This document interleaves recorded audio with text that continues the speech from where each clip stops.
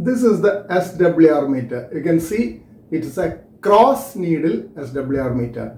There are two needles, one for the forward power and another for the reflected power. When the radio sends out power to the antenna, depending on the mismatch between the antenna and the radio, a part of it may be reflected back. That is the reflected power. And part is radiated out. What we want is maximum power should be radiated out from the antenna and minimum reflected. When you have a well balanced antenna and feed line, almost all the power is radiated and very little is reflected back. So when the power is reflected back due to antenna mismatch, there are standing waves formed in the cable. That is which is causing the standing wave ratio or SWR, which is the ratio of the maximum amplitude to the minimum amplitude of the standing waves within the cable. And that is what we measure with this SWR meter. You can see that this SWR meter has 4 sockets at the back. That is 4 SO239 connectors.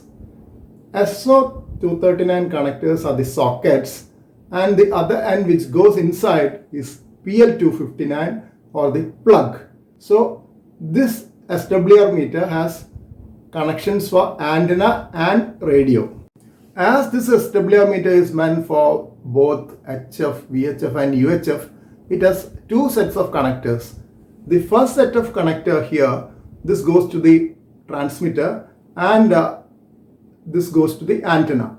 This set is meant for range of frequency from say 1.5 to 200 megahertz, while this set is for the higher range. It will go up to 500 megahertz. So UHF you have to connect on this set, and VHF you could connect either here or here, but usually I connect both VHF and UHF at the higher end and HF on the lower end. For most HF radios, you know, nowadays you have a built-in SWR meter. My radio also has a built-in SWR meter. So if I want to use it for HF, what I do is that I connect this to the radio part. That is, this is meant for the socket of the HF connection, and the other end of this patch cable will go to the radio. That's how I connect it for measuring SWR on HF. Suppose I want to measure SWR on my dual band VHF UHF radio, then I disconnect it and connect it here. When the transmitter is connected at the upper part, antenna is connected at the lower part. So antenna cable I have not brought for an illustration because it is difficult to bring it here, and that will go into the lower connectors, and then you will test the SWR or VSWR, what we call it. More technical persons will call it as voltage SWR or VSWR, while General Ham calls it only as SWR or standing wave ratio. That's because there's another thing known as current SWR, but the term we seldom use.